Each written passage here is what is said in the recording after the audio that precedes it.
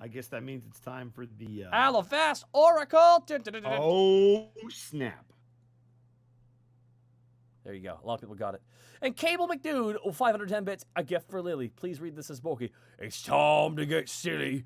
It's time to meet Lily. Ah, gestures.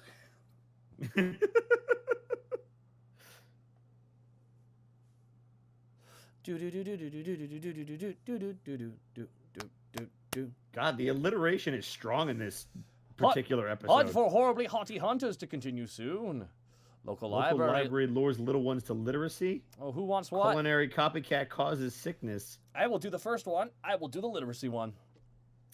Wait, that seems awfully ironic. Yeah. Why? Why? Oh, it's just your character that can't read. Sorry. Yeah.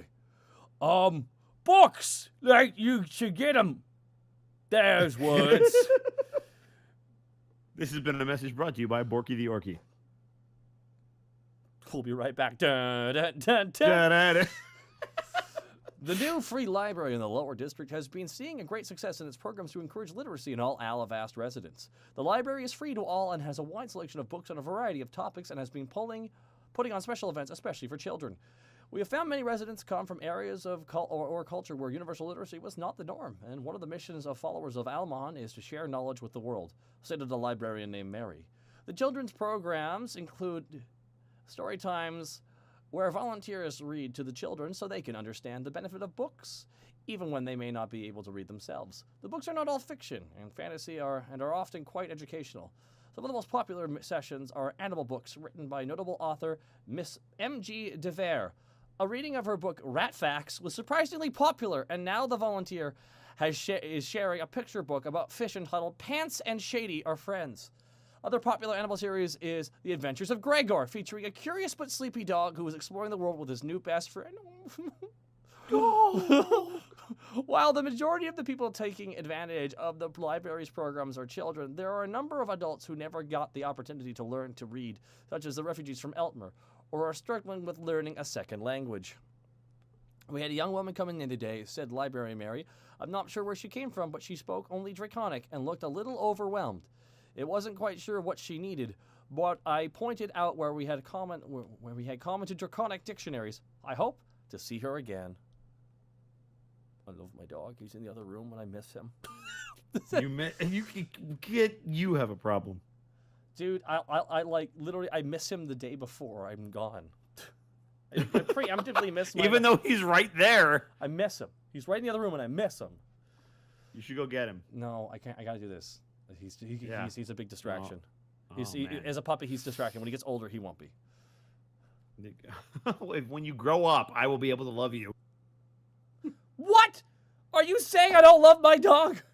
Never. I would never insinuate that.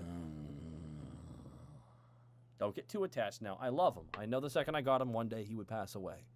And I had to accept Wow! Is that where we're going to go with this? No, that's something that was taught to me. That was actually taught to me by Monty. You have to accept that when you get him, one day he will pass away. And I don't really want to think about that when I get a puppy. You have to be okay with knowing that will happen someday in the future. Like, otherwise it'll be devastating. It already will be. It's gonna be devastating no matter what. Anyway, happy thoughts. Next article, Connor, why don't you read Hunt for Horribly Haughty Hunters? Let's see. Okay. The search goes on for Monsters Culling leader Lobo Slackjaw, whose contingent of hunters earlier this week were reported to have overtaken Humbrack village for reasons unknown. They are known for their cutthroat pursuit of wealth and rampant xenophobia. During their occupation, residents of Humbrack were confined to their homes, while the Monsters Culling brought in a bevy of dangerous beasts and even assaulted any dissenters. This blatant attack on our fellow Alivastians will not stand, commented a representative of the Alivast City Guard. Slackjaw was already barred from entry from the city itself, but after this, he has no longer welcome in any lands controlled by Alivast, and if we could throw him back over the ocean, we would. Obviously, their efforts had to be placed on hold for the festival, and with other chaotic events in the city, it's safe to say that this search will be placed on the back burner. Lobo's last known location was near the Tent Town entrance to the city about a week prior, where he and a few dozen of his men had attempted to enter the lower general. Upon being rejected and thrown out by one Captain Doros, they began to rave about in Tent Town itself before heading south to Humbrak. A few Tent Towners remember Lobo seemingly arguing with / trying to impress a cat statue he had before ordering his men south. After that, the trail had gone cold. Reports from Humbrak itself said that some intrepid adventurers were actually able to thin the monsters' culling numbers considerably in the defense of the town, but sadly none of the bodies contained any information as to where they could be. Lobo's right-hand man was said to be among those killed, but his body was somewhat sadistically too melted to recover any clues. Thankfully, a boon seems to have trudged its way to Alivast doors. A man claiming to be a deserter of the monsters' culling came, continued on page 9. Hell yeah. By the way, I grabbed my Yeah, dog. boy. By the way, I grabbed my dog. Of course you did. Say hello, Gregor. There he is. There we go. I'm wearing a headset. He can't hear you guys. Alrighty. What would you like to read next? I could read Flying Sleigh. Where is that? That is on a page beyond Flying where you are. Sleigh raises interests. Ooh. Yeah, I can do this one. All right. As soon as it loads for me, give me 1 second. There we go. Thank you, VD Sora. What? I'm thanking someone for dropping a bit. Thank you, VD Sora, for the 100 bits for. Oh yes, thank you for bits. Bits are good. This year's sleigh race has its share of upsets and sights. One that will go down in the record books. Many combatants came close, but only one team walked away with the title, and we know what that team was, don't we? But while the champions are what is on the mind of the crowd, it remains of one of the runners-up sleighs that have the scientific community abuzz, which has stated a race to recreate it. Started a race to recreate. That makes more sense. Many bore witness to the sight of a flying sleigh piloted by one Greckles Birdman and another individual simply referred to as Task. A sight that was both awe-inspiring and bizarre at the same time.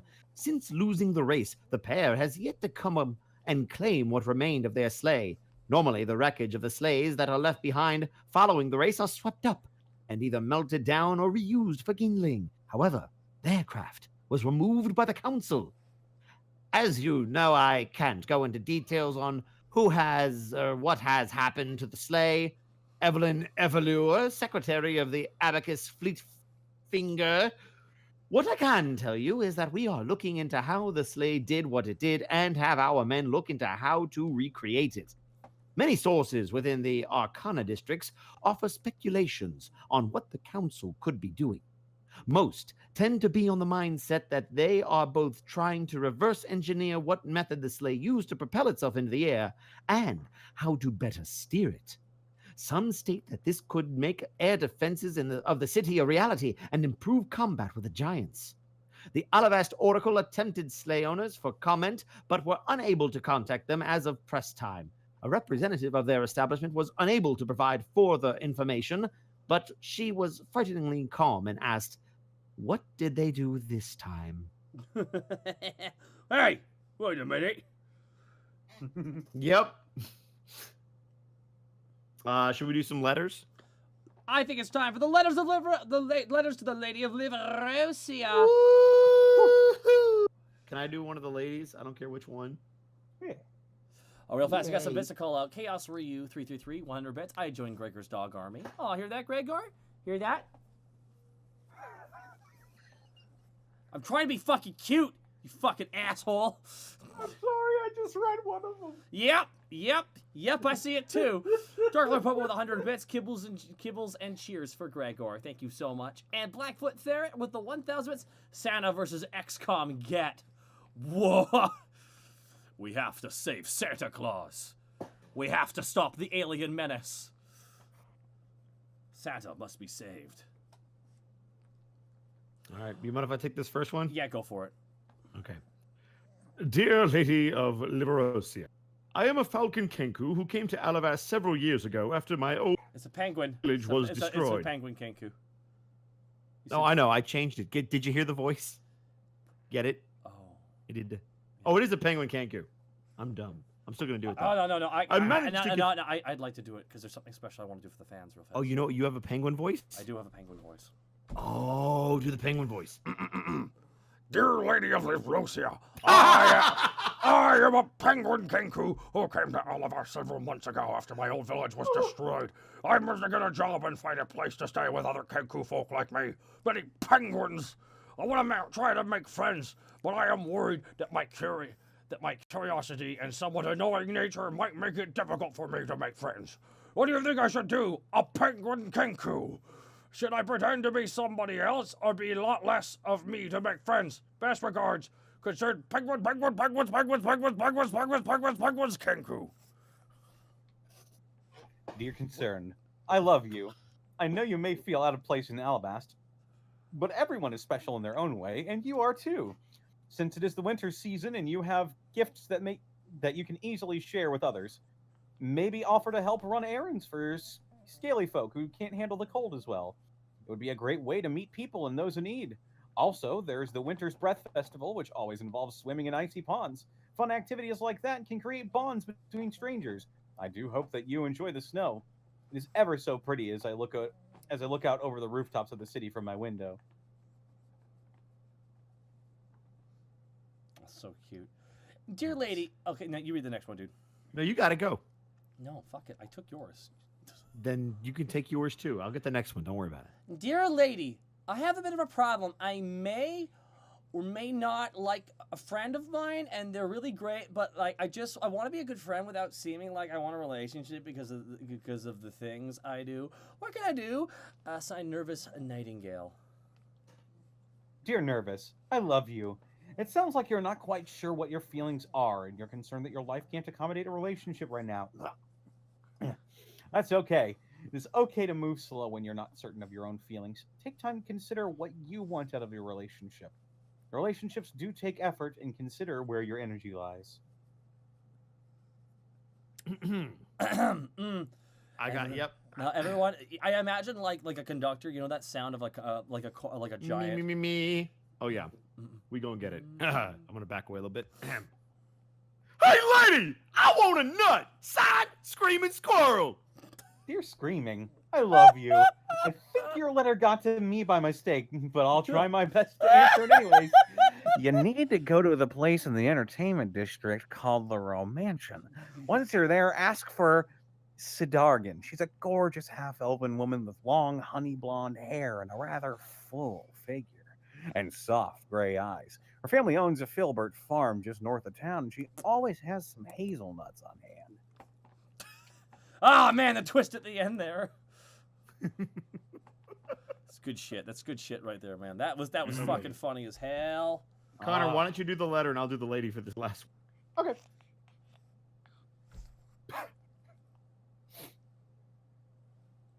Lady of Livrosea.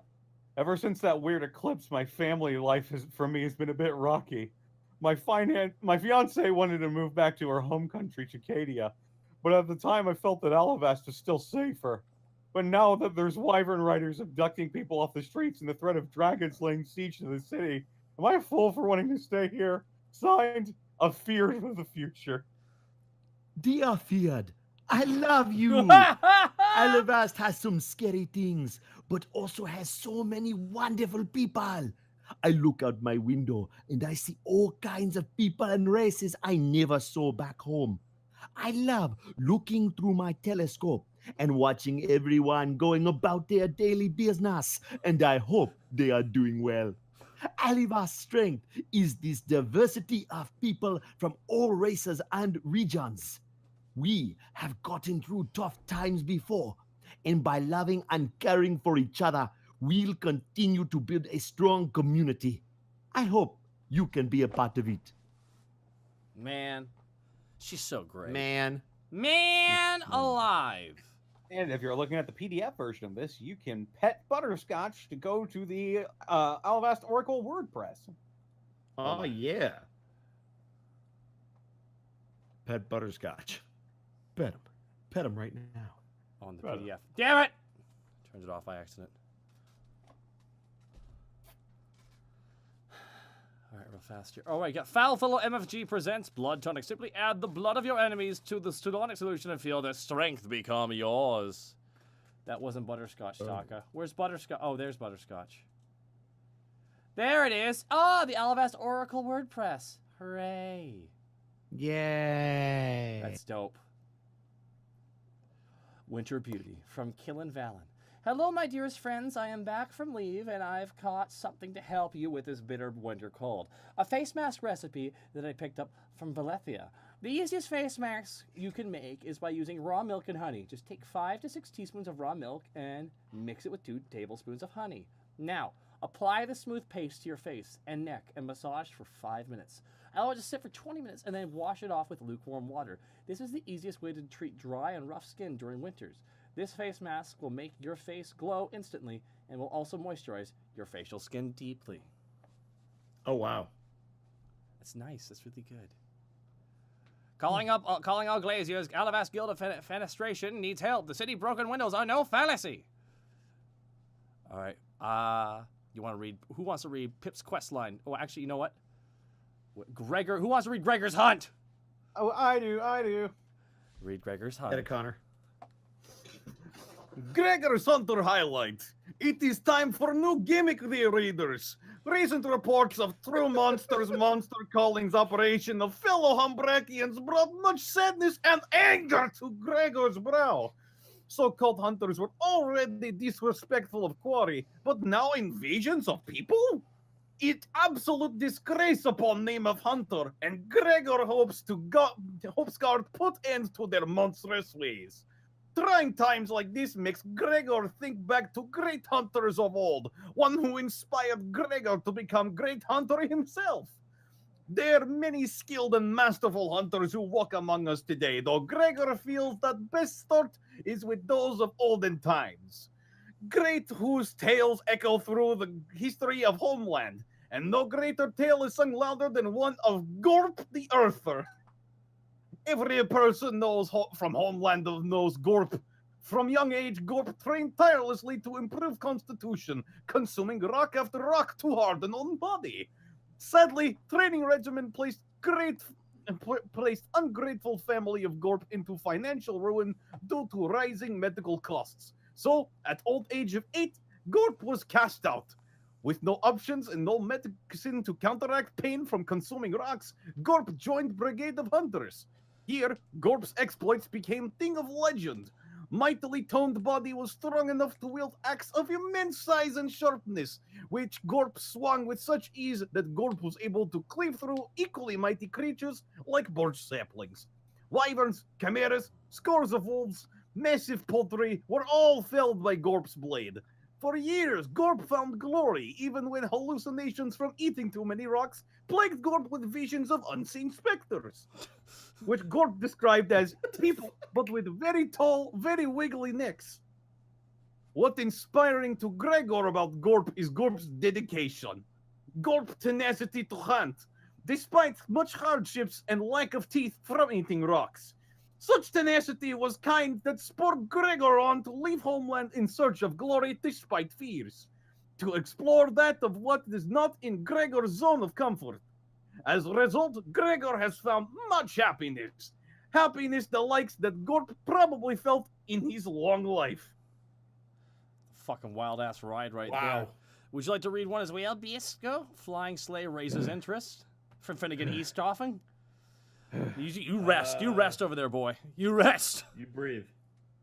That was fucking ace, by the way, dude. That was a fucking hell of a read. My tongue. Right? I never had to roll my R's so much.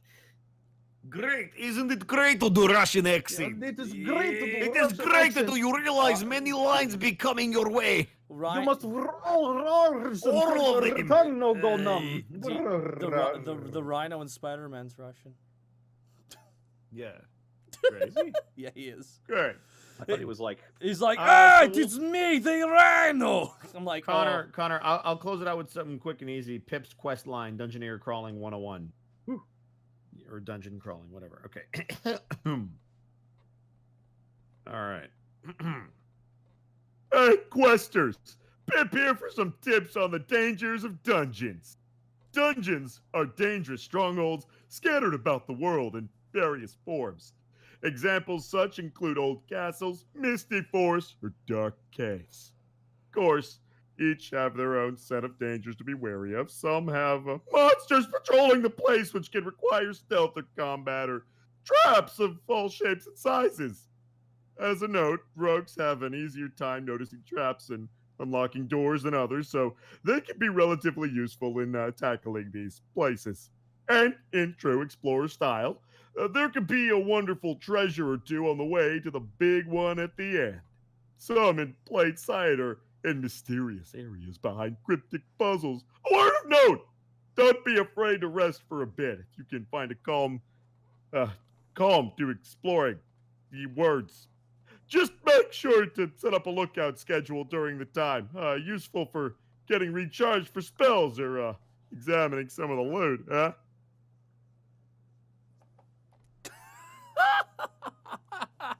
Jesus Christ, dude. Yep. Sorry, I had to bring him back. Yeah, I had to bring him back. Guys, I want to thank everyone. You can check out the Alivast Oracle over on Twitter, guys. It's fucking great. There's so much creative stuff in here. Don't want to spoil all of it because I want you guys to go check out some of these too. And the games are really fucking well made. Alcoholic with 100 bits. My only request is that you let Lenny know about his Gregor article. Yep. Wasn't the Warburton usually used with Gregor? It was, but we had a Russian stand-in, so I just changed it up. Yeah, Pupasa Monkey with 100 bits. Okay, so update on the rain. Thunder just shook my house so hard it almost dropped the thing on my desk. Here's hoping everyone in the DC area stays safe tonight. Yes. It's okay. Everybody on the East Coast, stay safe. Absolutely, please do. I want to thank the following people here. Alcoholic, Saichi Evie, at Fozzie Wolf, at Kyra Ryan 1, at Froggy's Mom, at Jim the Rabid Cow, at Pwysuit47, at Rylberg, at Night Hunter 66, and at Voodoo Soviet for putting all this... Screaming squirrel, motherfucker!